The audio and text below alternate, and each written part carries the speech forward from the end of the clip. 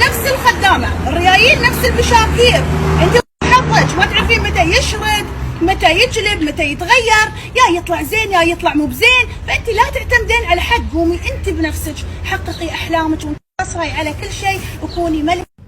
فاشينيستا وافدة مقيمة في الدولة، شغلتها تستفز الناس عشان يغلطون عليها وتصير تشتكي، أو تبغي تطلع ترند على حساب ديننا وقيمنا وعلى حساب سمعة دولتنا.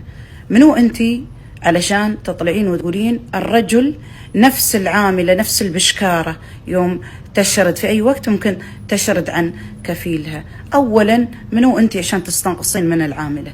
العاملة على الأقل إنسانة كافحت وهي تغربت من بلاد لبلاد عشان تأكل أهلها بشرف بعرق جبينها مش باستعراض جسمها. ثانيا الرجل له احترامه وله تقديره في حياة المرأة السوية، في حياة الحرمة الحشيم اللي تعرف شو معنى رجل في حياتها، سواء أخ أب خال عم زوج شو ما كان.